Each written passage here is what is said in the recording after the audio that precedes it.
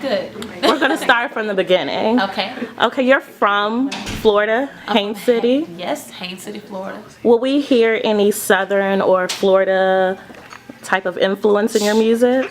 You sure will, because let me tell you what we deal with when Sevyn records. You can't understand anything I say because I'm so country. And they're like, it'll feel so great while we're doing it. We'll listen back and somebody new will come in the room and they'll be like, so what did she say right there? And what did she say right there? I'm like, God, dog, I gotta go back in and recut it because I definitely have an accent, a Southern accent, and it comes through. So you're gonna hear that a lot on the album because I can't get rid of all of it. Okay, you also mentioned Brandy was one of your influences. Yes. And with, the Southern rap being big right now and Brandy being a singer and then she did the little rap stint, can we hear some of that on your album or is it strictly singing? Nah, I just like to play around a little bit. I got a record I did with the interns where I am rapping. And it's just fun. Like somebody asked me, they were like, so you rapping on a record? I was like, no, I'm just having fun. So it's a really great, just high energy kind of record. But yeah, I guess you can't say that. Okay. You started off, we met you first with TG4 and then Rich Girls. What was the difference between the two girl groups and the time you were at in your life at that particular time? Like what made the groups different? Well, one major thing is I was younger in TG4. I was 15, something like that. Rich Girl, I was 18, 19. So that was one major difference. And then the other difference, they're two very different groups. TG4, we were tomboys.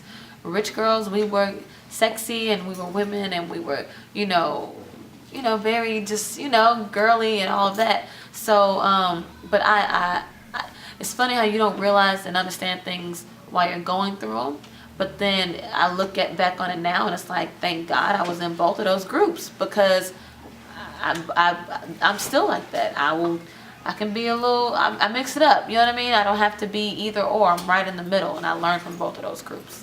Okay, moving closer to where you are now in your career, when you were with Rich Girl, you also opened up for Beyonce. Yeah. Having seen someone who went from a group to a successful solo career, what do you feel like you learned on that tour as far as how to make a successful transition?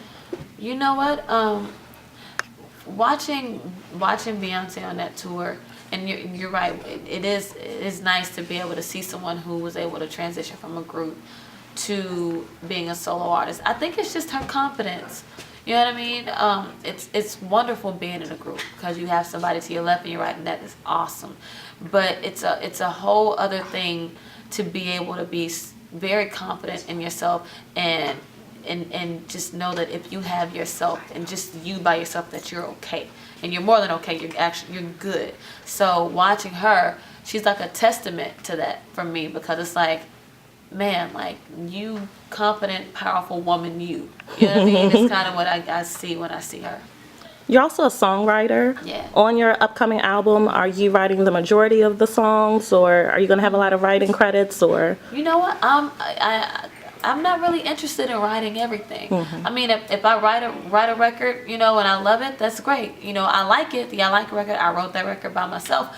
But I'm not interested in writing the entire album by myself at all. If somebody brings a smash in yesterday, and it's a smash and they wrote it, I don't care if I don't get not one piece of publishing on it. It's still a hit record, and I'm still going to cut the record, and it's still going to go on the album.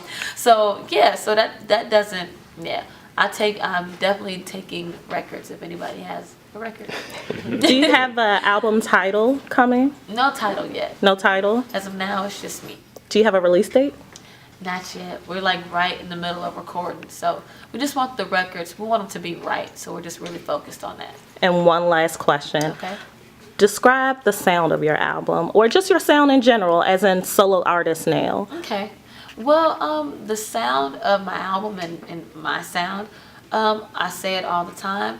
I just grew up listening to soulful singers and gospel singers, and I grew up in church, and that is very much so a part of me. I love me some 90s R&B. I love urban R&B kind of music, so the core of my album will definitely be that.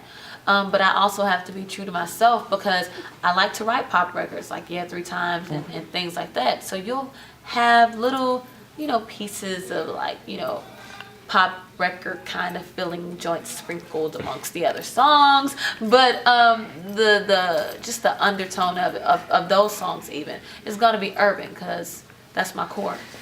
Okay. Thank you so much. Thank you.